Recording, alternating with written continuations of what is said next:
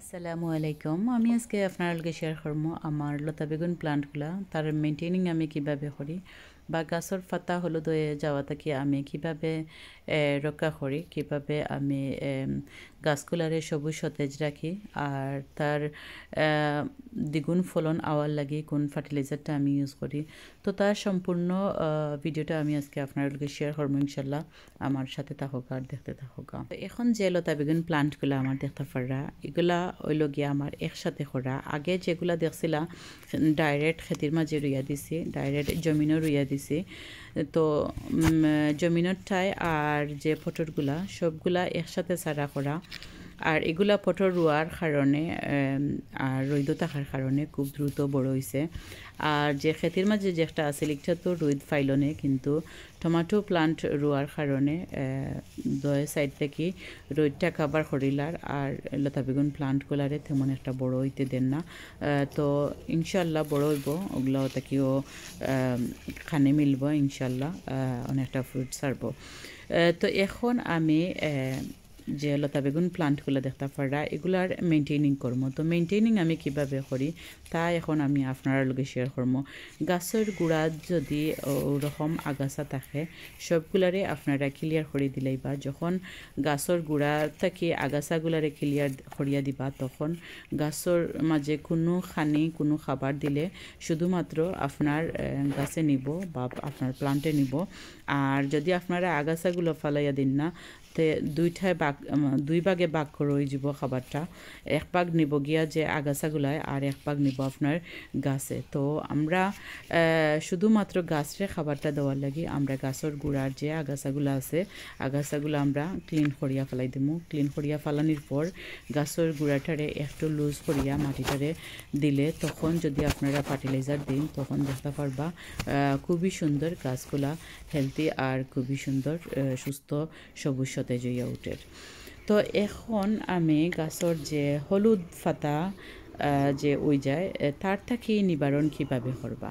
হলুদ পাতা যদি বা গাছের যে ও যে একটা খালা ধরনের একটা রোগর একটা ফাঙ্গাসে আক্রান্ত ফাঙ্গাস বা কোনো ডিজিজ ওরকম একটা আমার লতা বেগুন প্লান্টও লাগছে। তো এখন আমি যেহেতু একটা দুইটা পাতার মাঝে নিচরগুলা হইছে মাটির লগে যে পাতাগুলা থাকে এগুলার মাঝে কোনো ধরনের ফাঙ্গাস বা কোনো ধরনের ডিজিজে আক্রান্ত হয়ে যায়। সেখানে নাই মাটি থেকে কোনো ধরনের পাতা থাকলে মাটির মাঝে কোনো ধরনের ফাঙ্গাস বা ডিজিজ হইতে পারে। তো এর কারণে আমরা মাটির লগে যতগুলা পাতা থাকে না এখানে সবগুলারে আমরা ছাটাইয়া সুন্দর করিয়া আমরা দিলাইমো প্লান্টারে ড্রেসিং করিয়া। তো গাছের গুড়ার যে যতগুলা শাখা পোশাখা বার হইছে, যতগুলা সাইড ব্রাঞ্চগুলা বার হইছে বা সাকারগুলা বার হইছে সাকারগুলারে আমরা খাটিয়া ফেলাই দিব। খাটিয়া ফেলাইলে গাছের যে গুড়াটা খুবই সুন্দর রোদ খাইব আর রোদ খাইলে গাছের গুড়ার মাঝে খুবই সুন্দর ফলনটাও আইব। তো এখন সবগুলা সাকারে আমরা নিচর যে সাকারগুলা ওগুলারে আমরা খাটিয়া ফেলাই দিলাম। আর লতা বেগুন প্লান্টর আপনারা অনেকে দেখছি গাছের মাথাটারে কাটিয়া ফেলাই দেন। মাদার প্লান্ট যেটা এইটারে আপনারা না কাটিয়া নিচর যে সাকারগুলা আছে সাকারগুলা যদি আপনারা কাটিয়া ফেলাইন তখন দেখতে পারবা মাদার প্লান্টও যেরকম ফলন সুন্দর হইয়া আয় সাকার থেকে তেমন একটা ফলন হয় না। বা সাকার থেকে হয় কিন্তু নিচরগুলা নাই, উপরগুলা থেকে হয়। উপরগুলা যদি সাকার রাখেন তাহলে কিছুটা লতা বেগুন আপনার মিলতে পারে, কারণ লতা বেগুন প্লান্ট অন্য প্লান্টের মতো নয়। লতা বেগুন প্লান্ট ওইলগি ডিফারেন্ট। তো এখন আমি লতা বেগুন প্লান্টের লাগি বা এক প্লান্টের লাগি ইনো নিছি 6টা এগ আর 6টা ডিম নিছি আর নিছি 2 চামচ টার্মেরিক হলদি পাউডার। তো 2 চামচ হলদি পাউডার আর 6টা ডিম নিছি। আর তার সাথে আমি পটাশিয়াম ফার্টিলাইজার যেটা আমি বানাইছি ওটা আমি নিমো 1.5 লিটারের মতো, 1 লিটার আর হাফ লিটার ওরকম আমি অতটুকু ফার্টিলাইজার নিমো। আর এই পটাশিয়ামটা আমি কিভাবে বানাইছি আমি আর একটা ভিডিও মাঝে আপনার লগে শেয়ার করবো ইনশাল্লাহ, দেখবা আপনারা।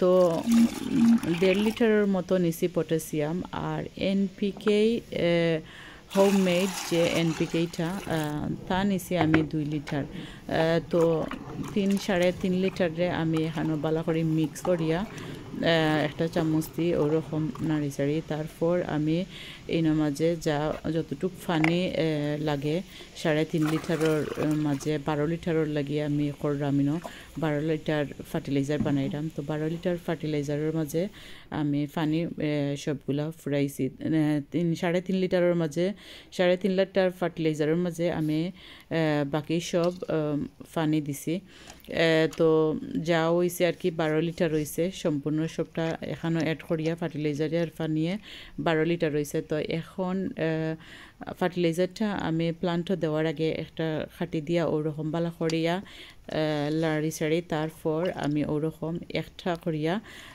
ওরকম একটা করি আমি প্রত্যেকটা প্লান্টও দিয়া যাইমো তো আমি আর বেশি দিতাম নাই অতটুক দিমো তো বেশি দিলেও ওইটা কোনো সমস্যা নাই কোনো অসুবিধা হইতো না কিন্তু সবগুলা প্লান্টও দেওয়া লাগবো এর কারণে আমি একটা করি প্রত্যেকটা প্লান্টও দিয়া যাইমো গিয়া তো এটা দেওয়ার ফলে গাছর যে ফাতা হলুদ হয়ে যায় ফাতা হলুদ ও আতাকে নিবারণ করব যে টেমেরিক পাউডার আছে টেমেরিক পাউডারে ফাঙ্গাস মুক্ত করব কোনো ধরনের ফাঙ্গাস বা ডিজিজ আপনার প্লান্ট লাগতো না তা কিল করে নিব মাটিতে কি একবারে আর মাটিতে কিল করলে আপনার প্লান্টও উঠতো না আর যে এনপিকেই দিলাম আমি এনপিকে থাকি আপনার গাছর ফাতা হলুদ হওয়া যাওয়া থাকি বন্ধ হইব গাছর ফাতা কুকুরানো থাকি বন্ধ হইব গাছগুলা হেলদি হইব সবুজ সতেজ হইব গাছগুলা বড় হইব তো এখন দেখতে পারা অর্গানিক কম্পোস্ট আমি দিলাম একটা হইল কি কিচেন ওয়েস্ট আর হইল কি গোবর সার দুইটা এখানেও মিক্স আছে